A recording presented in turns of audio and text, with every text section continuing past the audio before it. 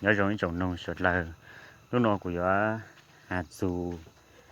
chợ nhàโครงการเราไม่ทิ้งกันสิเลเป้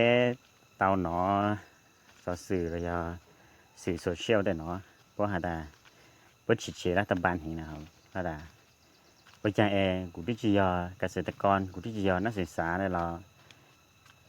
ข้อความแจ้งตัวหาดาอย่างนักศึกษายอเกษตรกรแต่หนอรอกูจะโลหะแต่ยอวิธีจารเพราะหาดาแจ้งตัวได้หนอนะครับ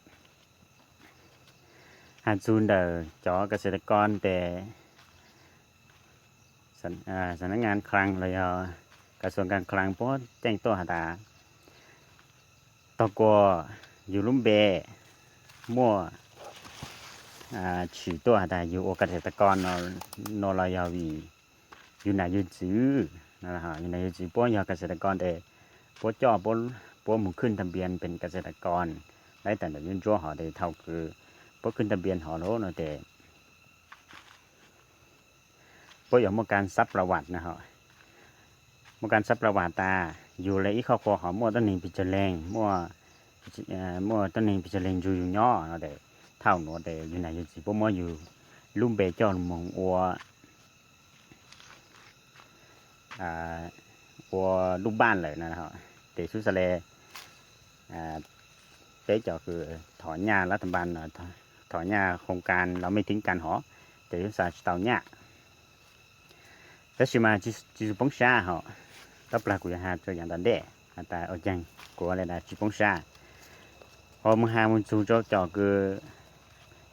อย่อให้จะเล็กขึ้นแต่ยอนนักศึกษาแล้วยอนขึ้นแต่ยอนักเรียนนักศึกษาเนาะแต่หนูเตกระทรวงการคลังโพสต์ชี้แจงรูหตาน่าจะยอเท่าอูคืออยู่กันเดออยู่จะเล่นเติมมึงít to là giờ dù cho lấy tận ở mùng chi trang cho bố hả ta giờ dù chỉ cần đã lời nó không nói thế hay là cựcความผิดพลาดหลายฮะchỉ hai lấy họ là chỉ hai ta mua một nó xứ chỉ mua ở bên đàn đạo ở bên Colony để ha họ để tăng kỳ lúcวันที่กับเราเท่าสันสูแต่รัฐบาลเพราะเติบโตหาตาเพราะให้คำชี้แจงหาตาในตือคือมั่นใจหาตาอยู่จื้อเข้าไข่นายอยู่เจียเกษตรกรเจียนักเรียนนักศึกษาระบบ AI เพราะแจ้งตัวอยากเกซื้อเนาะแต่วันที่เก่าจ้วนนะครับวันที่เก่าจ้วนเมษาออสซิงหนึ่งเก่าเนาะเว็บไซต์เราไม่ทิ้งกัน .com เพราะอยู่ขึ้นอีเมนูหาตายื่นอุทธรณ์เนาะแต่เมนูหนูแต่ใช้ตา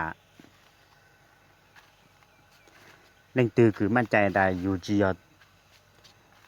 เกษตรกรได้อยู่จีนักเรียนนักศึกษามุ่งสู่กรณีอื่นๆแต่อยู่ไปลงทะเบียนใหม่เนาะไปลงทะเบียนใหม่ไปแสดงเอกสารใหม่ขอรับสิทธิ์ใหม่เนาะนู่นมาสุดเสด็จจอลูหาจัวเป้เต่านงเต่าเป้าเป้จะเป้เล่นตีคือเดือดร้อนฮะเล่นตีคือเต่าจอดหญ้ายาอุ่นเดรู้จุดยาที่อ้อนหนูเด็กก็เป้มุงลงทะเบียนใหม่นะแล้วหนูเด็กกูหาจูบบอกเลยหนูหาขอนหนูจะไปเป้าซื้อเป้ศึกษาข้อมูลติดตามมุงเช่ยอเป้อยู่เต่าหญ้าเราชื่อเต่าหญ้าเป้อยู่ตัวหนึ่งท้ายเป้หมดสิทธิ์เป้อยู่จุดใช้ไปเลยสิทธิ์ของหมดประโยชน์นะฮะอวยชนเอา